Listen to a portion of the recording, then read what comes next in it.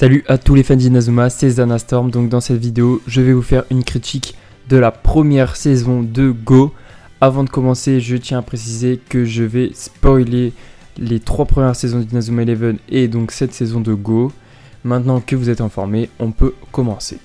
Donc on va commencer par les points faibles, ensuite on fera les points forts et on terminera par une note. Donc les points faibles, donc tout d'abord nous avons les personnages. Donc je trouve vraiment que tous les personnages sont nuls à part Victor qui est vraiment très travaillé. Les personnages comme Arion, comme JP, tous les autres personnages de l'équipe sont vraiment pas très intéressants. Arion c'est un Mark Evans remasterisé. T'as Victor qui est un peu remasterisé d'Axel.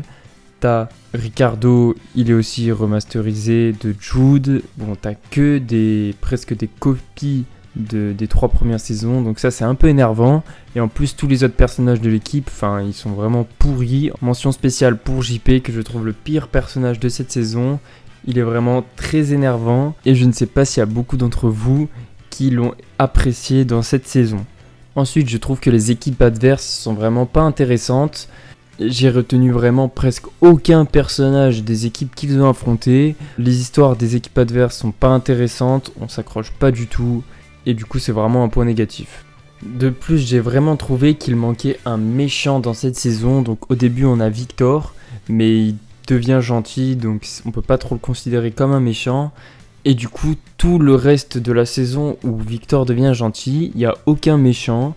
Et donc je trouve que ça manque vraiment. Bon, là je parle vraiment des méchants qui sont des joueurs type Jude, Aphrodite, Xené, tu vois, tous les trucs comme ça, Dvalin.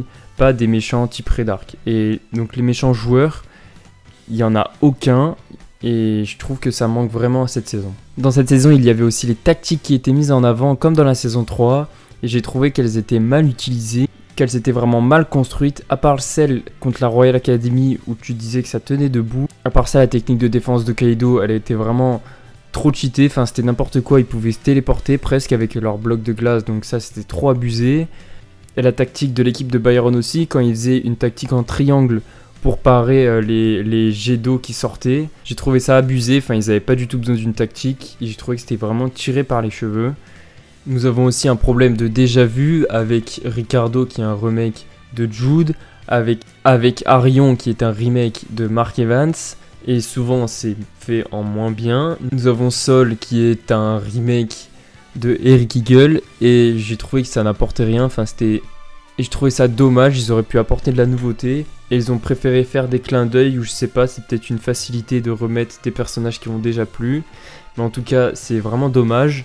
Après tu avais quand même Victor qui était un remake de Axel, mais ce remake je l'ai bien aimé parce que c'était pas vraiment pareil, et j'ai trouvé qu'il s'était amélioré, et peut-être mieux fait que dans la première saison. Il y a un truc aussi énervant, c'est qu'ils nous remettaient à chaque fois les anciens personnages, tels que Kevin, avec des Byron, avec des Shaun.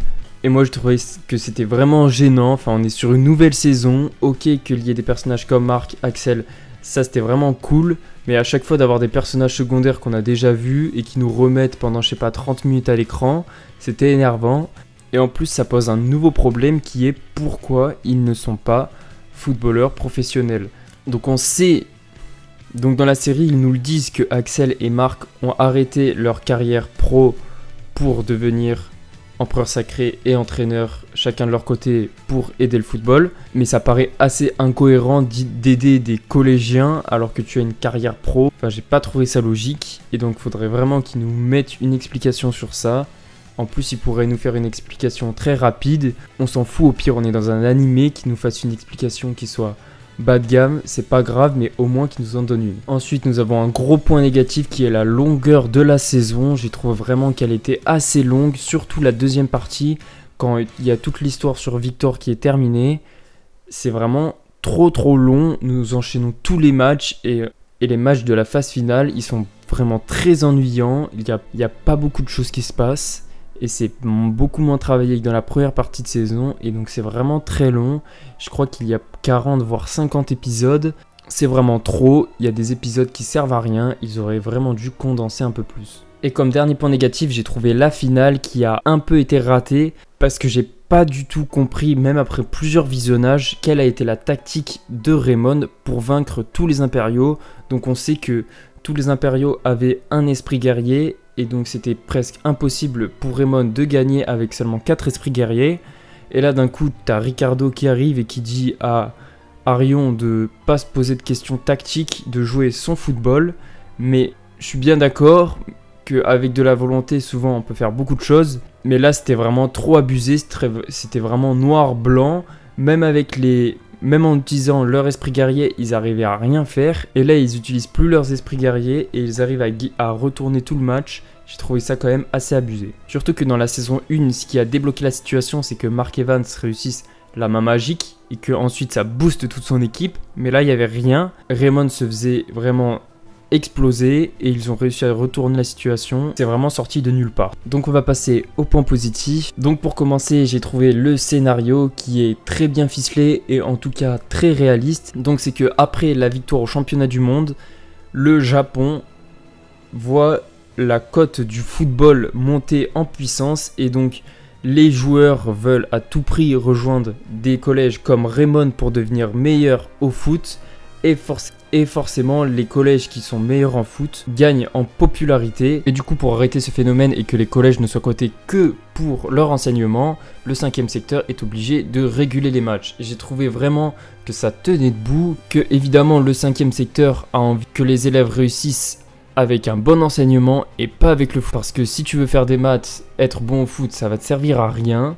Et donc vraiment le scénario tient debout et ça j'ai vraiment bien aimé. C'est la première fois qu'il y a un scénario aussi complexe on va dire qui est mis en place. En plus tu as Axel Blaze en empereur sacré qui est vraiment exceptionnel. Tu te demandes vraiment jusqu'à la fin si c'est vraiment l'empereur sacré. Tu te mets presque à ne plus aimer Axel Blaze. Et finalement le retournement de situation est exceptionnel. Ça c'était vraiment trop cool. Donc oui, le méchant de cette saison c'est Axel Blaze, on peut le dire. Et c'est pour ça qu'on aime ce méchant. Parce que pendant toute la saison nous a fait douter et c'est de ça qu'on attend un méchant et c'était vraiment incroyable. Donc on n'a pas de méchants qui sont joueurs mais par contre le méchant adulte était vraiment incroyable. Et pour moi ce qui est le gros point fort de cette saison c'est un seul personnage et c'est Victor Blade qui monte la saison vraiment d'un cran. Toute la première partie de la saison avec Victor elle est incroyable, vraiment incroyable j'ai trouvé. On a vraiment plein de rebondissements. Les techniques de Victor sont hyper stylées, on a du suspense contre la Royal Academy quand t'as envie qu'ils rejoignent, c'est incroyable. On a aussi des scènes comme l'affrontement entre Victor et Mark Evans où on se dit est-ce que Mark va essayer d'arrêter le tir quand ils font la séance de penalty là. J'ai vraiment beaucoup aimé et on va reparler encore d'une scène plus tard, mais tout cet arc avec Victor est vraiment incroyable. J'ai trouvé aussi que la nouveauté des avatars était vraiment assez bien, ça a amené un peu de nouveauté, un peu de fraîcheur. En plus, les avatars étaient vraiment destinés surtout aux impériaux, qui amenaient de la difficulté pour l'équipe de Raymond. Et en plus, tu avais vraiment des combats de joueurs en 1v1, tu vois. Tu avais les deux avatars qui s'affrontaient, ça, il n'y avait jamais eu ça dans Inazuma Eleven. Tu avais vraiment des 1v1 pour voir qui de deux joueurs était vraiment le plus fort. On aurait pu vraiment imaginer d'autres 1v1 qui auraient été vraiment bien, par exemple entre Axel et un autre grand attaquant, pour voir qui des deux est le meilleur, et ça aurait vraiment été très cool. J'ai trouvé aussi que l'idée des stades était vraiment cool, de rajouter du vent, de l'eau qui sort, des bumpers, c'était vraiment assez cool, ça rajoutait un peu de piment. Par contre, j'aurais aimé que les deux équipes soient au même niveau, qu'il n'y ait pas une équipe qui ait plus d'informations sur les stades que d'autres. Ça a un peu tué le concept de stade. J'ai trouvé vraiment que c'était assez nul, qu'ils auraient vraiment dû laisser les deux équipes sur un pied d'égalité et ça aurait vraiment été mieux. Les musiques étaient aussi incroyables. On avait plein de musiques sur le 5e secteur, sur les avatars, sur Raymond. On avait vraiment beaucoup d'OST et ça c'était vraiment un gros point positif. On avait des musiques de suspense, des musiques épiques. Et j'ai vraiment beaucoup aimé. On avait aussi un visuel qui était plutôt pas mal avec des couleurs claires quand ils s'entraînaient, quand on pensait à Raymond, avec Arion, etc. Et quand ils affrontaient des équipes du 5e secteur, on avait des couleurs plutôt sombres qui nous mettaient vraiment dans l'ambiance et ça j'ai bien aimé. Ensuite je vais parler de quelques personnages que j'ai beaucoup aimés. Donc premièrement nous avons Ricardo, donc même si je l'ai critiqué dans la première partie, pour son remake par rapport à Jude, si on oublie ça, c'est quand même bien ficelé parce que ce personnage en fait c'est un virtuose au premier sens comme au deuxième sens. En plus il fait du piano et donc on a ses musiques pendant qu'il joue, c'était vraiment assez bien fait. En plus il a une tactique à lui tout seul carrément le mec, donc ça c'était vraiment assez bien. Tu le vois pleurer, tu le vois rire, tu le vois passer par beaucoup de sentiments et ça c'était vraiment cool. Ensuite t'as le retour de Mark Evans que j'ai beaucoup aimé. Vraiment ce kiff de l'avoir en tant qu'entraîneur, ce kiff de le voir se prendre pression par le 5e secteur et lui il en a rien à secouer, il continue à faire ses matchs dans son coin, c'était vraiment très cool. Et pour finir, un personnage que j'ai beaucoup aimé, je pense que c'est le personnage le plus sous-coté de Inazuma Eleven peut-être, c'est Heitor. Alors ce mec c'est vraiment un gros monstre en défense, on le voit dans son premier match, le mec il a déjà une technique de défense monstrueuse, filet de chasse, ça laisse rien passer. En plus, il est rapide, il est agile, il a tout ce que peut avoir un défenseur. Je pense que c'est de 1 le meilleur défenseur que Raymond n'a jamais eu. Peut-être en concurrence, tu vois, avec Shaun, mais Shaun, c'est pas vraiment un défenseur. Donc, je vais pas le compter. Donc, évidemment, s'il y a Shaun, ça se tient. Mais en tout cas, dans Inazuma Eleven, à part Thiago Torres, donnez-moi un défenseur qui est meilleur que Heitor. Nous avons Nathan qui est vraiment bon, mais Nathan, je le considère plutôt comme un défenseur qui attaque. Il a plus de techniques d'attaque.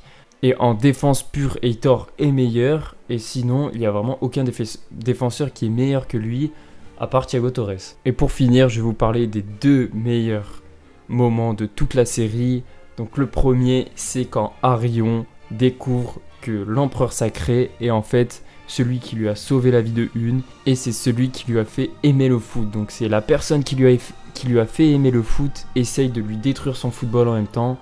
Donc c'est vraiment incroyable, cette scène où Axel tire avec le ballon dans le voleur est incroyable, j'ai vraiment beaucoup aimé.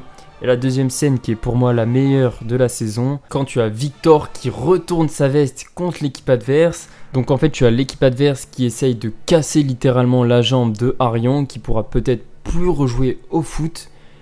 Et au bout d'un moment, Victor il s'énerve et là il fait ce que personne n'attendait. Il commence à envoyer sa super technique, une grosse bastos en plein dans les cages adverses alors que c'est un impérial et qu'il est censé être le premier à respecter le 5e secteur. Et bien il fait tout l'inverse et il marque et il en a rien à foutre. Et ça c'était vraiment le meilleur moment de toute la saison. Donc pour cette saison j'ai décidé de lui attribuer un 6 sur 10. J'ai trouvé qu'elle était pas oufissime, mais quand même elle était mieux que la moyenne. J'ai quand même passé des bons moments. Malheureusement, il n'aura pas de médaille pour cette saison, puisque comme elle est dans le milieu du tableau, elle a rien d'exceptionnel et rien de très très nul. Donc il n'y aura pas de médaille. Sur ce, la vidéo est maintenant terminée. Je vous donne non pas rendez-vous mercredi prochain, mais ce samedi pour une nouvelle vidéo sur Inazuma Eleven. Et puis sur ce, les gars, on se dit ciao.